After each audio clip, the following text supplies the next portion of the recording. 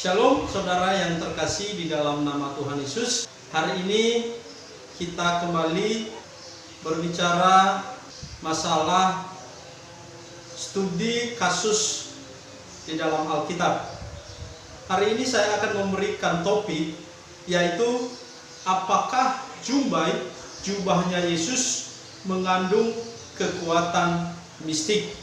Karena ini sifatnya penafsiran, tentunya pendapat-pendapatnya juga berdasarkan pemahaman saya dan hasil penafsiran saya. Karena tidak ada penafsiran yang sifatnya objektif, maka kita boleh berbeda dalam memahami teks-teks di dalam Alkitab. Bukan berarti perbedaan kita membuat kita saling menghujat satu dengan yang lain. Tetapi saya akan mencoba memberikan argumentasi saya, penafsiran saya berdasarkan hasil daripada kajian-kajian saya tentang ayat-ayat Alkitab. Kenapa saya memilih topik ini? Karena ini sudah jadi kasus di dalam penafsiran umat Kristen. Yang membahas tentang topik ini dapat kita baca di dalam Injil Lukas, Matius, Markus. Tetapi untuk mempersingkat waktu, kita nanti hanya membacanya di ayat atau di kitab Lukas saja, pasal 8 ayat 43 dan 48. Meskipun pada penjelasan saya nanti akan menyinggung Injil-Injil yang lain. Saya akan membacakan kepada kita, begini bunyi firman Tuhan. Adalah seorang perempuan yang sudah 12 tahun menderita pendarahan dan tidak berhasil disembuhkan oleh siapapun. Ia maju mendekati Yesus dari belakang dan menjamah jubahnya, dan seketika itu juga berhentilah pendarahannya. Lalu kata Yesus, siapa yang menjamah aku? Dan karena tidak ada yang mengakuinya, berkatalah Petrus, Guru, orang banyak mengerumuni dan mendesak engkau.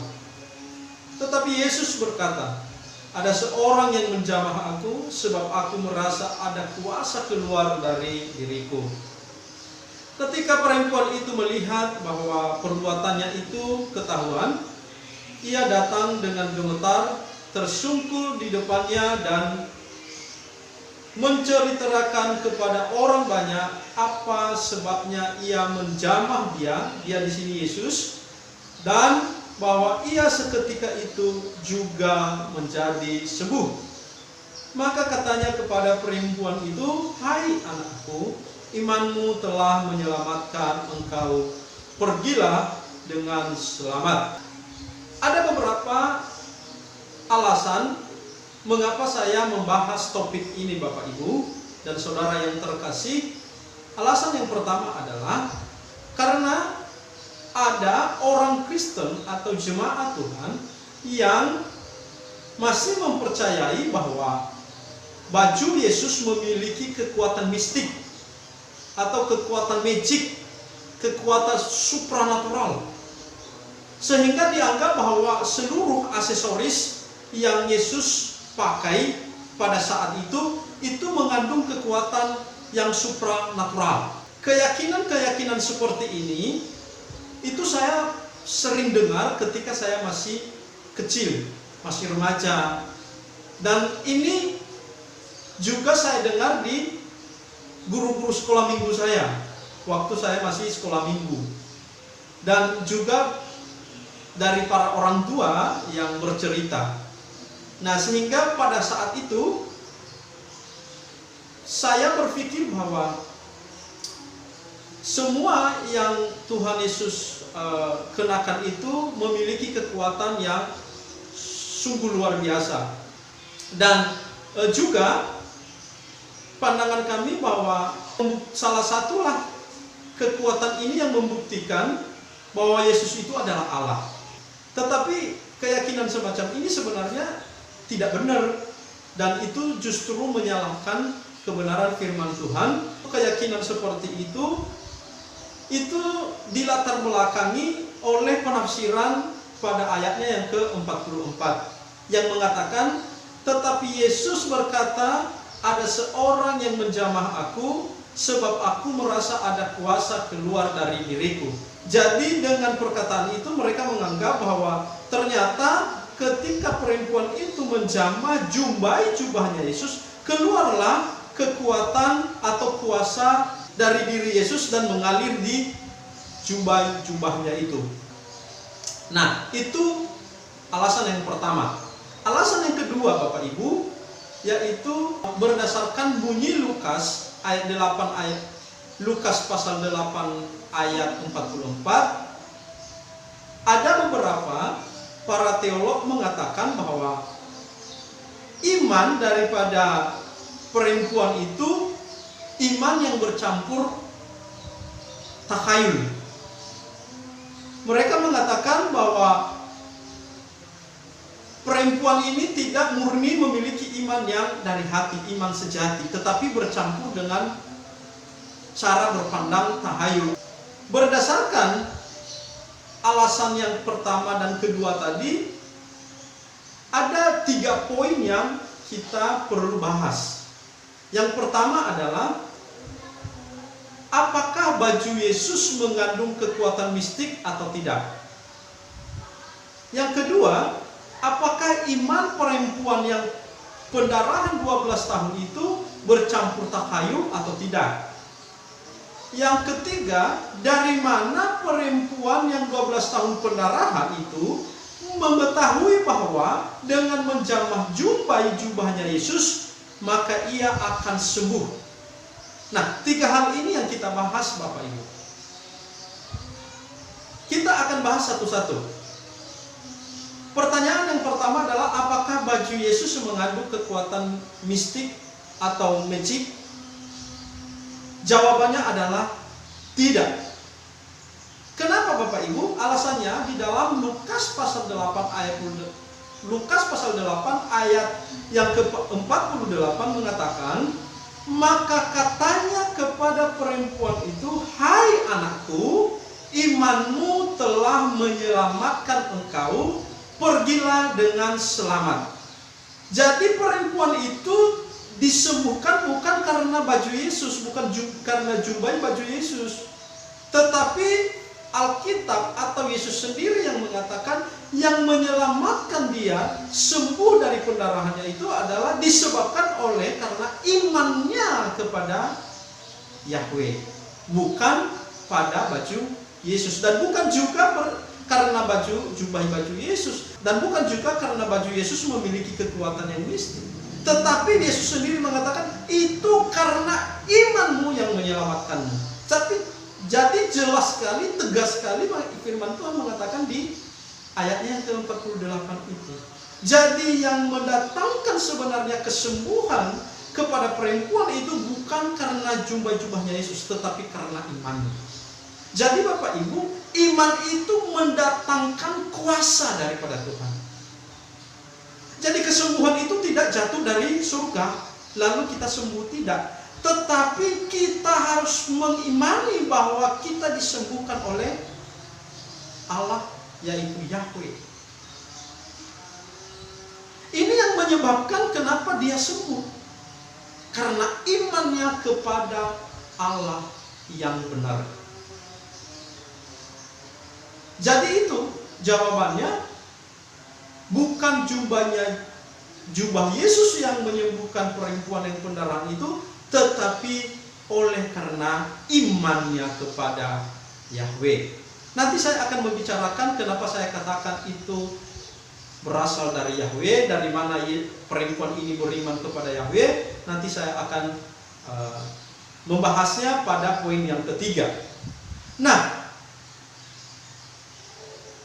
iman semacam ini atau pernyataan-pernyataan semacam ini itu bukan hanya dialami oleh perempuan yang 12 tahun pendarahan ini, Tetapi juga itu terjadi terhadap iman seorang perempuan di Kanaan, di mana dia disembuhkan oleh Yesus. Pada saat itu perempuan dari Kanaan itu memanggil Yesus, tapi Yesus tidak menghiraukannya. Karena perempuan itu sangat menginginkan kepada Yesus untuk dia menyembuhkan anaknya. Maka Yesus menjawab dan berkata kepadanya, "Hai ibu, besar imanmu, maka jadilah kepadamu seperti yang kau kehendaki." Dan seketika itu juga anaknya sembuh. Jadi bukanlah hanya semata-mata oleh karena Allah yang menyembuhkan anak daripada perempuan Kanaan ini, tetapi ada respon dari kita, yaitu kita harus mengimani bahwa benar-benar Allah mampu menyembuhkan penyakit itu.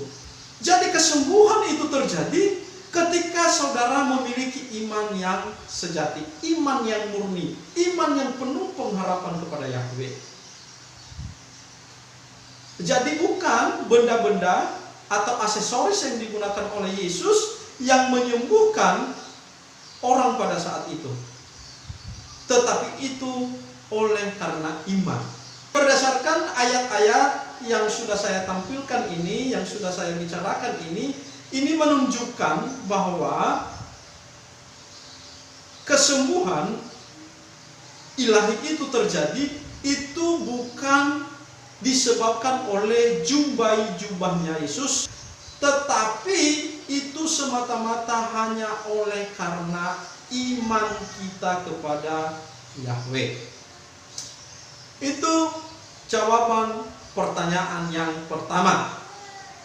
Yang kedua, apakah iman perempuan yang pendarahan 12 tahun itu bercampur takhayul? Saya mengatakan tidak. Alasannya, Bapak Ibu, jangankan iman bercampur takhayul, bahkan iman yang bimbang pun Tuhan tidak akan menjawabnya. Mari kita baca di dalam Yakobus pasal 1 ayat yang ke-6 sampai ayatnya yang ke-7. Begini bunyi firman Tuhan. Hendaklah ia memintanya dalam iman, dan sama sekali jangan bimbang, sebab orang yang bimbang sama dengan gelombang laut yang diombang-ambingkan kian kemari oleh angin.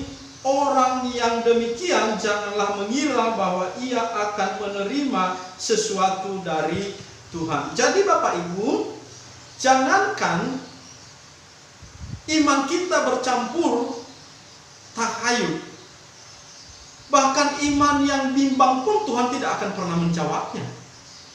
Firman Tuhan mengatakan itu. Jadi tidak ada atau tidak benar bahwa kalau kita mengatakan iman perempuan yang 12 tahun itu bercampur takhayul. Saya yakin dan percaya Bapak Ibu, iman perempuan yang 12 tahun pendara itu adalah iman yang murni, yang sungguh-sungguh, yang tidak bercampur dengan takhayul. Hal yang sama juga dialami oleh Petrus, Rasul Petrus. Kita akan melihat kisah Rasul Petrus di dalam Matius pasal 14 ayat 28 sampai 30. Saya akan membacakan firman Tuhannya kepada kita. Lalu Petrus berseru dan menjawab dia, "Tuhan, apabila engkau itu, suruhlah aku datang kepadamu berjalan di atas air." Kata Yesus, "Datanglah." Maka Petrus turun dari perahu dan berjalan di atas air mendapatkan Yesus. Tetapi ketika dirasanya tiupan angin, takutlah ia dan mulai tenggelam lalu berteriak, "Tuhan, tolonglah aku." Segera Yesus mengulurkan tangannya, memegang dia dan berkata, "Hai orang yang kurang percaya, mengapa engkau bimbang?" Jadi Bapak Ibu, ini adalah suatu kisah di mana Yesus datang dengan tiba-tiba berjalan di atas air. Lalu Petrus dan para murid menganggap dia itu setan atau hantu. Tetapi karena Yesus berkata, "Inilah aku," lalu Petrus menantang, "Kalau engkau itu, suruhlah aku berjalan di atas air." Lalu Petrus berjalan di atas air, tetapi karena Petrus merasa bimbang, kurang percaya, lalu pelan-pelan dia tenggelam. Jadi yang menyebabkan Petrus jatuh itu bukan karena Yesus tidak berkuasa, tetapi karena Petrus kurang percaya atau bimbang. Nah, disinilah yang saya katakan tadi, bahwa jangankan iman itu bercampur takhayul, orang yang bimbang pun ketika dia meminta kepada Tuhan, itu tidak diperkenankan oleh Tuhan. Jadi saya mengatakan iman perempuan yang pendarahan itu murni adalah iman dari hatinya, tidak bercampur dengan takhayul. Itu jawaban pertanyaan kedua. Sekarang kita masuk pada pertanyaan yang ketiga. Dari mana perempuan yang 12 tahun pendarahan itu memiliki iman bahwa dengan menjamah jubah Yesus maka ia akan sembuh? Nah, ini memang persoalannya. Tetapi ini tidak menjadi persoalan Bapak Ibu ketika kita menelusuri mengapa dia memiliki iman seperti itu. Dari mana dia tahu memegang jubah-jubahnya Yesus itu bisa dia sembuh? Dan dari mana konsep itu muncul? Dan tidak mungkin dia bisa mengimani sesuatu itu kalau tidak ada latar belakangnya. Untuk melihat latar belakang ini kita akan baca di dalam Perjanjian Lama. Saya yakin bahwa perempuan ini adalah orang Yahudi. Di dalam hukum Taurat Musa, di dalam kitab Bilangan, itu menuliskan bagaimana atau apa itu yang namanya jubah-jubah. Kita baca supaya lebih jelas. Bilangan 15 ayat 37 sampai 41. Saya akan bacakan kepada kita. Tuhan berfirman kepada Musa, "Berbicaralah kepada orang Israel dan katakanlah kepada mereka bahwa mereka harus membuat jumbai-jumbai pada puncak baju mereka, turun-temurun. Dan dalam jumbai-jumbai puncak itu haruslah dibumbung benang ungu kebiru-biruan. Maka jumbai itu akan mengingatkan kamu apabila kamu melihatnya kepada segala perintah Tuhan, sehingga kamu melakukan dan tidak lagi menuruti hatimu atau matamu sendiri. Seperti biasa kamu berbuat dalam ketidaksetiaanmu terhadap Tuhan." Maksudnya supaya kamu mengingat dan melakukan segala perintahku dan menjadi kudus bagi Allahmu. Akulah Tuhan Allahmu yang telah membawa kamu keluar dari tanah Mesir, supaya aku menjadi Allah bagimu. Akulah Tuhan Allahmu. Apa itu maksud penggunaan jubah di belakang jubahnya para rabi-rabi Yahudi? Di dalam Yahudi itu ada yang disebut dengan selendang doa. Selendang doa itu lalu di bawahnya itu ada rambu-rambunya. Lalu itu yang disebut dengan jumbai. Nah, itu yang disentuh oleh perempuan itu. Nah, untuk apa dibuat jumbai itu? Kata firman Tuhan adalah untuk mengingatkan dan melakukan segala perintahku menjadi kudus bagi kamu. Ini menjadi sebuah peringatan bagi orang Israel. Ketika melihat jubah itu merupakan peringatan bagi mereka bahwa Allah Yahweh pernah mengeluarkan mereka dari tanah Mesir. Itu berbicara tentang perbuatan-perbuatan Allah di masa lampau. Begitu makna dari Perjanjian Lama Bapak Ibu, makna daripada jubah itu yang digunakan oleh para rabi-rabi Yahudi. Dan juga pada saat itu karena Yesus juga adalah rabi, guru, maka juga dia menggunakannya.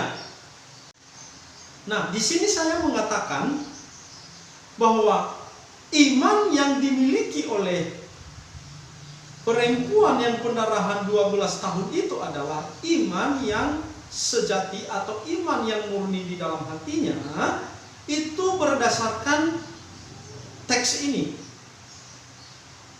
Karena kenapa, Bapak Ibu? Apa yang diimani oleh perempuan yang pendarahan 12 tahun ini adalah dia sedang mengimani Mesias yang sudah dijanjikan di dalam perjanjian lama, atau Yesus yang sudah dinubuatkan di dalam perjanjian lama.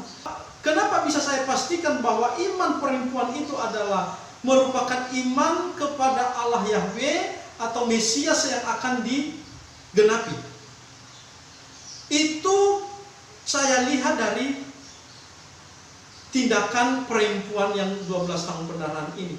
Pada saat itu bukan hanya Yesus yang menggunakan selendang doa itu, tetapi juga digunakan oleh para rabi-rabi yang lain, para ahli-ahli Taurat. Kalau perempuan yang 12 tahun pendarahan itu hanya dia mengingat perintah-perintah Allah saja, itu pun bisa dilakukannya kepada jubah-jubah para rabi-rabi yang lain. Tetapi karena Yesus, dia tidak hanya menganggap itu merupakan suatu peringatan, tetapi itu juga adalah Mesias yang telah dinubuatkan, makanya dia mengalami kesembuhan itu. Dan Yesus menerima iman itu. Dan bukan hanya dia mengingat perintah yang terkandung dalam jubah itu, tetapi itu benar-benar bahwa dia memandang bahwa itu adalah Allah, itu adalah Mesias, itu adalah sesuatu yang sudah dinubuatkan di dalam Taurat. Dan itu yang membuat dia sembuh. Dan di sini kita melihat bahwa perbuatan perempuan itu bukan perbuatan syirik atau perbuatan menyembah benda-benda. Tetapi ini memang murni dia memahami, mengerti bahwa yang dia imani itu adalah Allah yang datang itu. Itu adalah Mesias yang datang itu, yang pernah dijanjikan oleh Allah, yang pernah dibicarakan oleh Allah di dalam hukum-hukum Taurat atau di dalam tanah. Nah, inilah yang membuat perempuan itu bisa mengalami kesembuhan ilahi. Demikian Bapak Ibu pembahasan topik kita kali ini. Semoga Bapak Ibu serta saudara yang terkasih di dalam nama Tuhan Yesus diberkati oleh topik pembahasan kita hari ini. Semoga bisa mendukung pelayanan Ibu dan juga bisa memberikan kita pencerahan hari ini. Apakah benar jubah-jubahnya Yesus memiliki atau mengandung mistik, kekuatan mistik? Jawabannya tidak. Apakah iman perempuan yang 12 tahun pendarahan itu bercampur dengan takhayul? Saya mengatakan tidak. Dan bagaimana perempuan itu memiliki iman bahwa dengan memegang jubah-jubahnya Yesus itu dia akan sembuh? Itu didasarkan pada imannya seperti yang dikatakan oleh Taurat. Dan dia mengimani pada saat itu adalah bahwa yang datang atau Yesus itu adalah Mesias yang sudah dijanjikan di dalam perjanjian lama, sehingga dia mengalami kesembuhan. Logikanya, kalau dia tidak mengimani bahwa Yesus adalah Mesias, tentunya bukan hanya kepada Yesus dilakukan itu, juga dilakukan kepada para rabi-rabi Yahudi pada saat itu. Tetapi dia tidak melakukan itu karena dia tidak menganggap bahwa rabi-rabi Yahudi itu adalah Mesias. Tetapi karena dia memiliki iman bahwa Yesus adalah Mesias, maka dia dengan mencaba jubahnya, maka saya akan sembuh. Maka terjadilah kesembuhan. Semoga topik ini menjadi berkat bagi kita. Jangan lupa subscribe supaya saya bisa terus bersemangat untuk membuat hal-hal yang baru dan kasus-kasus apa yang dibicarakan dan disalahpahami oleh orang dalam menafsirkan Alkitab, baik juga dalam kalangan Kristen maupun juga di kalangan non-Kristen. Dan juga di like, di share, dan juga Bapak Ibu saya mengharapkan komennya. Boleh Bapak Ibu berikan masukan-masukan, dan juga Bapak Ibu kalau ingin membahas sesuatu topik yang Bapak Ibu tidak tahu, boleh masukkan di komentar. Nanti saya akan membuat judul secara khusus untuk kita bahas bersama-sama. Dan saya tentunya akan menggunakan Alkitab sebagai dasar untuk menjawab argumentasi atau menjawab kebutuhan-kebutuhan Ibu dan memberikan argumentasi-argumentasi yang Alkitabiah. Saya coba semampu saya. Mari kita bersama-sama untuk bisa bertumbuh di dalam iman.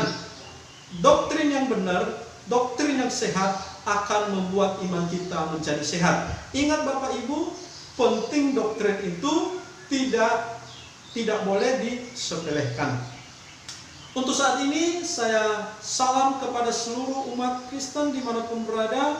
Para hamba Tuhan, semoga kita sehat walafiat. Salam sehat. Tuhan Yesus memberkati. Amin.